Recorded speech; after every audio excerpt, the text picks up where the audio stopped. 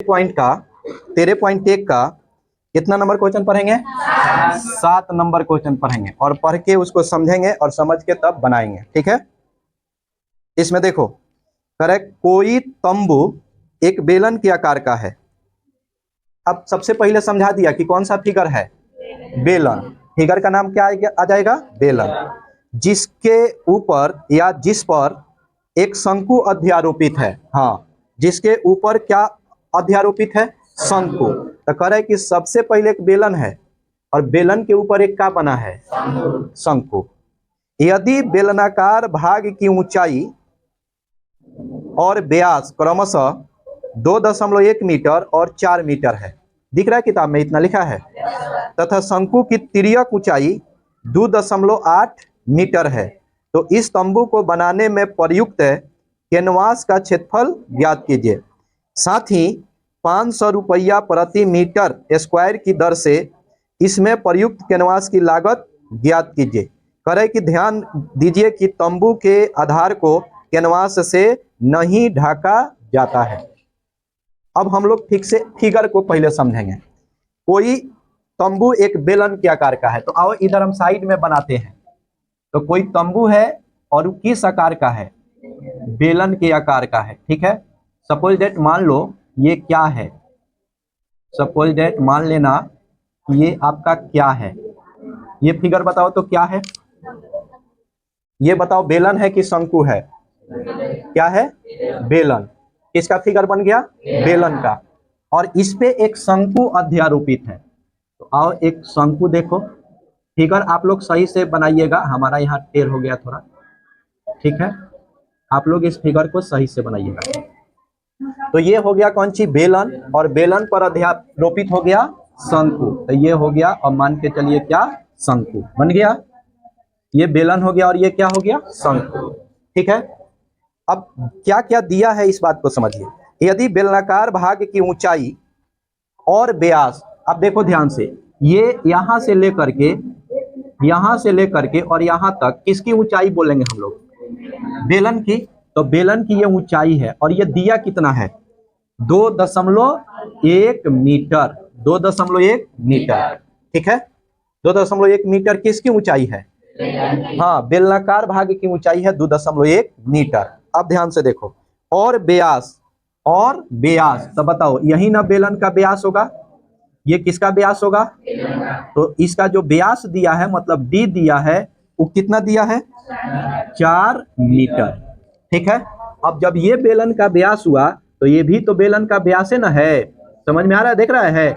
जब ये बेलन का व्यास है तो ये भी बेलन का क्या है? व्यास ही है। समझ में आ गया? अब हम पूछ रहे हैं आप लोग से कि जब ये बेलन का व्यास है तो ये भी बेलन का व्यास है, तो ये शंकु का व्यास हो सकता है कि नहीं? बताइए, क्योंकि और बेलन पे ही क्या अध्यारोपित है? शंकु। तो जितना व्यास अब बेलन का दिखने लगा उतना ही व्यास अब किसका दिखने लगा? शंकु का। यहाँ समझा देते हैं, ये फिगर हो गया बेलन का, ठीक है, और ये फिगर हो गया किसका? शंकु का। बातें समझ में आई? अब समझ में आ गया कि बेलन का ऊंचाई कितना? 2.1 मीटर, और बेलन का व्यास कितना? 4 मीटर, और बेलन पे ही अध्यारोपित है कौन सी? शंकु। तो शंकु का भी व्यास हो जाएगा कितना मीटर? 4 मीटर। अब आगे देखिए, तथा शंकु की तिर्यक ऊंचाई 2.5 मीटर है। 8 मीटर, 2.8 मीटर। अब शंकु की ऊंचाई, तिर्यक ऊंचाई, शंकु की तिर्यक ऊंचाई, ध्यान से देखो, ये है व्यास, ये है शंकु की ऊंचाई, और ये होता है शंकु की तिर्यक ऊंचाई। ये कौन सा है? शंकु की तिर्यक ऊंचाई है। ठीक है, तो शंकु की तिर्यक ऊंचाई ये हो गया। अब आप लोग बताइए कि शंकु की तिर्यक ऊंचाई के संकेत हम क्या बताए थे? एल बताए थे। ठीक है, और एल का मान दिया कितना है किताब में? 2.8 मीटर। ठीक है, तो इस तंबू को बनाने में प्रयुक्त कैनवास का क्षेत्रफल ज्ञात कीजिए। अब हम फिगर बना दिए, फिगर के मान समझा दिए, अब हम तुरंत चलेंगे। अब आप बताइए पहले किसका निकाल लिया जाए? बेलन का निपटा लिया जाए कि शंकु का निपटा लिया जाए?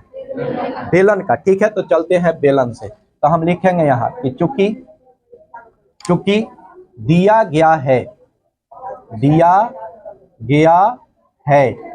अब क्या दिया गया है, बेलन से चलेंगे तो दिया गया है बेलन की ऊंचाई, बेलन की ऊंचाई तो h लिख दें, ऊंचाई के लिए क्या लिख दें h, कितना दिया है 2.1 मीटर। अब हम चलते हैं बेलन का व्यास, लिखते हैं बेलन का व्यास, तो बेलन का व्यास कितना दिया है d लिख दे व्यास, तो d का मान दिया है 4। अब हम यहां से निकालेंगे बेलन का या बेलन की त्रिज्या, निकाल दें तो व्यास में से क्या निकालें त्रिज्या, तो क्या होता है फॉर्मूला, d का वैल्यू 4 है, 4/2 कितना से काटेंगे 2 से, तो 2 मीटर आ गया बेलन की क्या त्रिज्या निकल के, समझ में आ गया। अब हम निकालेंगे बेलन का वक्र पृष्ठीय क्षेत्रफल, बेलन का वक्र पृष्ठीय क्षेत्रफल, तो निकाल दीजिए फॉर्मूला बता दीजिए, क्षेत्रफल क्या होता है 2πr/h, ही ना होता है, तो आ गया बेलन का वक्र पृष्ठीय क्षेत्रफल का फॉर्मूला 2πr/h, h थोड़ा सा और ऐसे ठीक से लिख देते हैं, तो लिखेंगे बेलन का वक्र पृष्ठीय क्षेत्र। आप लोग अपने कॉपी में ऐसे मत लिखिएगा, ठीक है, पूरा हिंदी का उच्चारण कीजिएगा लोग।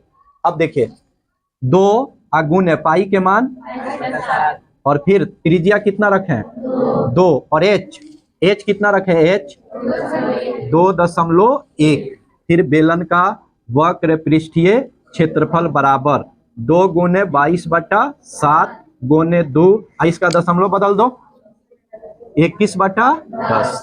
अब काट दें तो काटिए 7 3 का ये 5 दूना 10, अब नहीं कटेगा, अब नहीं कटेगा तो जो बच्चा है उसका गुना करेंगे, तो क्या बचा है 22 दूना का हो जाएगा, और 44 तिया कर दीजिए, तो 4 तिहाई 12 हासिल 1, और फिर 4 तिहाई 12 या 1 13, ठीक है 13 ना। देखो उसको बार बार कहते हैं कि तुम लोग ट्रैक्टर की ओर ध्यान मत दो, ट्रैक्टर बहुत खराब चीज है, ट्रैक्टर के ड्राइवर तो और खराब चीज होता है, और ये सब का ध्यान क्लास में नहीं रहता है, खाली ट्रैक्टर पर।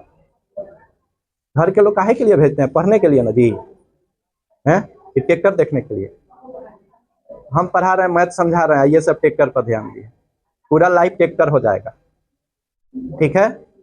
इसलिए ये वाला ट्रैक्टर अगर सही है, सही हो जाएगा तो लाइफ चल जाएगी, ठीक है। तो लाइफ को ट्रैक्टर मत बनाइए, लाइफ को एक्सप्रेस बनाइए, बुलेट ट्रेन बना दीजिए आप, नहीं तो ट्रैक्टर बना दीजिएगा तो दिक्कत हो जाएगा, फिर कहीं फंस जाएगा, कचरा उचरा में जाएगा। तो बेलन का वक्र पृष्ठीय क्षेत्रफल, अब गुना हम कर दिए तो कितना आ गया 132, और बाटा कितना आ गया 5, इतना छोड़ देना तो फिर कटाएंगे तो दशमलव में जाने लगेगा। ये आ गया हम लोगों का किसका क्षेत्रफल, बेलन का वक्र पृष्ठीय क्षेत्रफल, यानी अब हम लोग बेलन से निपट लिए।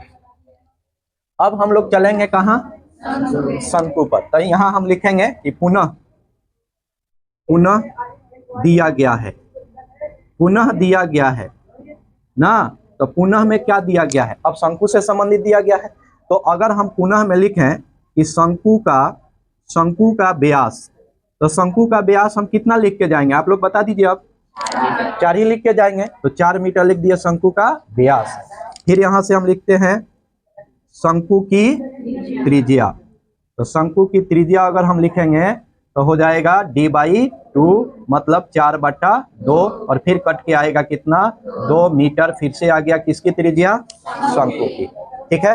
और फिर दिया है शंकु की तिर्यक ऊंचाई, दिया है ना, शंकु की कौन ऊंचाई, शंकु की तिर्यक ऊंचाई, ठीक है, शंकु की तिर्यक ऊंचाई दिया है, किसकी ऊंचाई ना, इसमें नहीं है, देखिए दूसरे में, तो शंकु की तिर्यक ऊंचाई l का मान कितना दिया है 2.8 मीटर, ठीक है मीटर। अब हम लोग निकालेंगे शंकु का वक्र पृष्ठीय क्षेत्रफल, तो शंकु का वक्र पृष्ठीय क्षेत्रफल अगर हम लोग निकालेंगे तो हो जाता है, यहां लिखते हैं, ठीक है, यहां समझिएगा लोग, अब शंकु का वक्र पृष्ठीय क्षेत्रफल, तो शंकु का वक्र पृष्ठीय क्षेत्रफल का फॉर्मूला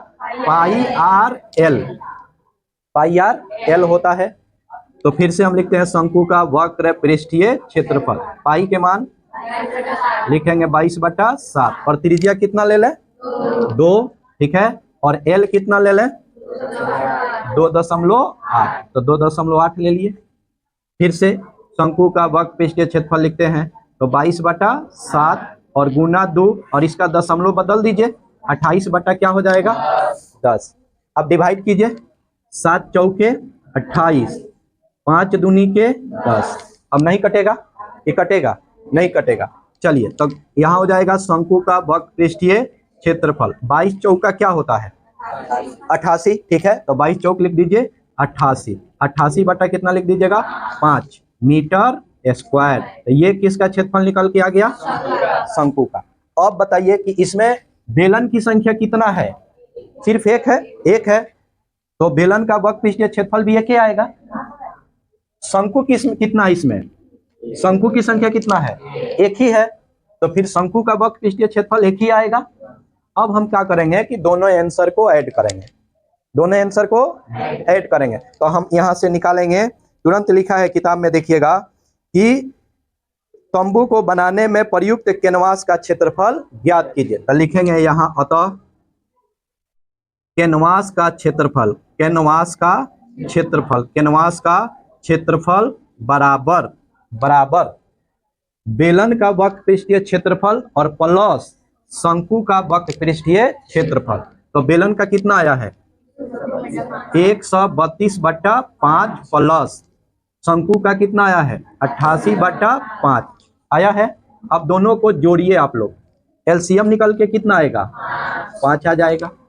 5 से 5 डिवाइड होगा, कितना बचेगा 132, फिर 5 से 5 डिवाइड हो जाएगा, क्या बचेगा 88। अब जोड़ दीजिए 132 में 88 को, कितना आ जाएगा 8 2 10, हार्सिल लगा 1 और 8 3 11, 11 एक हार्सिल 12 और 1 बचा, तो 1 और हार्सिल 1 2, तो 220 बटा कितना आ गया 5 मीटर स्क्वायर। अब देखिए ये आपका आंसर अभी नहीं हुआ, अभी एक जगह किताब में और लिखा है, साथ ही 500 रुपया प्रति मीटर स्क्वायर की दर से इसमें प्रयुक्त कैनवास की लागत ज्ञात कीजिए। ठीक है, तो 1 मीटर स्क्वायर का कितना दाम है, 1 मीटर स्क्वायर का दाम है कितना रुपया 500 रुपया दाम है। अब इस 500 रुपया से इस सब में गुना कर दीजिए। ठीक है, गुना करिए, कितना ऊपर दिख रहा है आपको 220 बटा कितना 5 और गुना करना है कितना से 500 से। अब आराम से 500 में 5 से भाग लग जाएगा, कितना मर्तबे 100 मर्तबे, कितना 100। ठीक है, क्या हुआ, अच्छा इसके नीचे नहीं आ रहा। अब आ जाओ थोड़ा सा यहाँ देखो, यहाँ लिख दे, समझ में आ जाएगा ना जी। चलो थोड़ा सा देखिएगा, नीचे कट रहा है तो हम यहाँ समझा देते हैं, या चाहेंगे तो हम यहाँ समझ में ना करना है आपको जी, यहाँ भी हम समझा देते हैं इस आंसर को। देखिए ठीक है, यहाँ देखिए, हाँ क्या बता रहे थे कि 1 मीटर स्क्वायर का दाम है 500 रुपया। फिर से लिख देते हैं कि चूंकि 1 मीटर स्क्वायर बराबर कितना रुपया 500 रुपया है, ठीक ना। तो अब 220 बटा 5 मीटर स्क्वायर का दाम निकालना है आपको, तो हम तुरंत लिखेंगे 220 बटा 5 और गुने कितना 500। तो अगर 5 से 500 को काटिएगा तो 100 मरतबे कट जाएगा। अब आपका बच गया 220 और गुने कितना 100। अब आप 220 में 100 से गुना कीजिएगा तो देखिए 22 में 1 से करिएगा तो 22 आ जाएगा, और 2 जीरो ये और 1 जीरो ये, तो 2 और 1 कई गो जीरो 3 गो, तो टोटल आ गया 22,000। पढ़िएगा ना उसको 22,000, तो 22,000 रुपया आपका आंसर दिया होगा। ठीक है, यही आंसर निकल के कितना आएगा 22,000। ठीक है, अब आप लोग एक बार ठीक से इसको देखिए, यहाँ से देखिए और एक बार देख के बताइए कहीं दिक्कत है क्या आप लोगों को। एक बार देखिए और एक बार देख के बताइए कि कोई दिक्कत है। व्यास वास समझ में आया है, तिर्यक ऊंचाई समझ में आया है, त्रिज्या समझ में आया है, फार्मूला तो आप ही लोग बताए तो यूज कर दिए फार्मूला। इसके बाद अब कहिएगा 500 यहाँ तक, ये तो सब में बताया गया है कि दोनों क्षेत्रफल को क्या किया जा रहा है, जोड़ा जा रहा है। तो दोनों क्षेत्रफल को जोड़ के आया 220 बटा 5। अगर ये 500 रुपया नहीं दिया रहता तो आंसर आपका क्या हो जाता 220 बटा 5, या 220 को 5 से डिवाइड भी कर सकते थे आप लोग। ठीक है, तो 500 220/5 और रुपया कितना है 500, तो 500 से गुना कर दीजिएगा, कितना आ जाएगा आपका 22,000। 22,000 निकल के कहा जाएगा आपका आंसर। ठीक है, तो आ गया समझ में? तो अगर समझ में आ गया हो तो इसको आप लोग लिख लीजिए। चलिए।